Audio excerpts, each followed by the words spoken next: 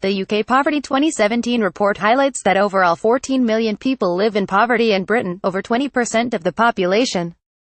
Spiraling poverty and ever-increasing use of food banks show just how out of touch the Tories have become, writes Ken Livingstone alongside even the government's own Social Mobility Commission resigning over the Tories' failure to act. Two different pieces of news illustrated starkly how cuts have consequences and that the longer the Tories' austerity project goes on, the clearer and more widespread these become. The Joseph Rowntree Foundation State of the Nation report confirmed a 700,000 increase in the number of children and older people in poverty.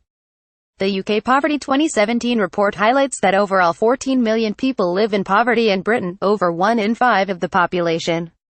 This is made up of 8 million working-age adults, 4 million children and 1.9 million pensioners. 8 million live in families where at least one person is in work. Britain is the 6th largest economy in the world, and yet we can't make work pay, ensure dignity in retirement or guarantee a life free of poverty for children. As Labour Shadow Work and Pensions Secretary Debbie Abrahams put it, the last 7 years of flatlining wages and austerity cuts, now combined with sharply rising costs of household essentials, is a truly terrifying prospect for millions trying to make ends meet. Furthermore, the cuts to universal credit, which were not addressed in the recent budget and mean that work does not always pay, will push even more children and working-age adults into poverty. The recent Tory budget represented a continuation of the same economic strategy of recent years that has seen the richest 1% their wealth double while ordinary families struggle to make ends meet, as starkly confirmed by these latest figures. It's also important to remember that these levels of poverty are in a situation of inequality that is out of control. We now have the joint 6th most unequal incomes of 30 countries in the developed world. In austerity Britain, while the top 20% have 40% of the country's income and 60% of the country's wealth, the bottom 20% have only 8% of the income and only 1% of the wealth.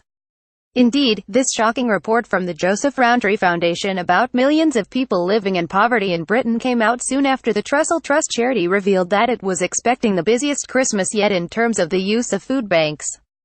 A closer look at the reasons behind people's use of food banks is a stark illustration of the Tories' lack of humanity when pursuing ever deeper cuts to our welfare state and public services.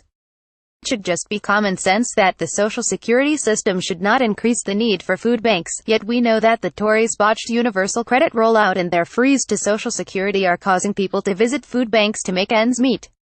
Additionally, issues of rising debt and more insecure employment are among the reasons that people have to turn to food banks for help. Nothing has changed with regards to the prospect of yet more austerity being confirmed by the recent budget, and, if the Tories stay in charge, all the indicators are these problems are going to get worse and we are set to face a heightening cost-of-living crisis.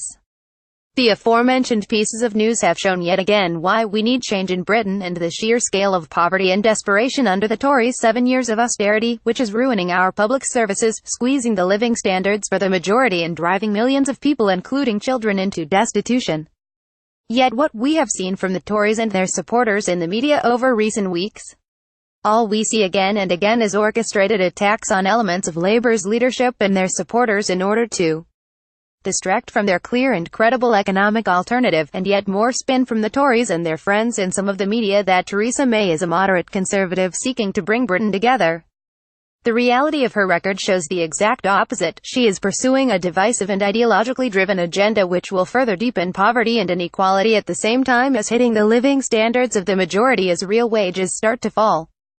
The human costs of austerity are astounding, and this is why the labor movement and progressive forces need to restate and explain again and again the reality that austerity is a political choice, not an economic necessity.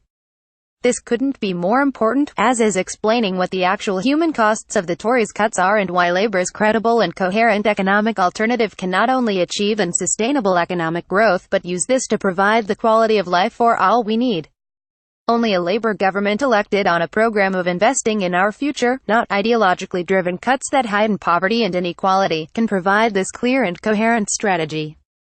Then we can deliver a £10 an hour minimum wage, and 0 hours contracts, transform our social security system and build the genuinely affordable homes Britain needs.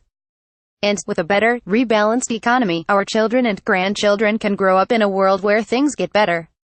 And you can follow Ken at www.twitter.com/ken4london and www.facebook.com/KenLivingstoneOfficial. Related tags.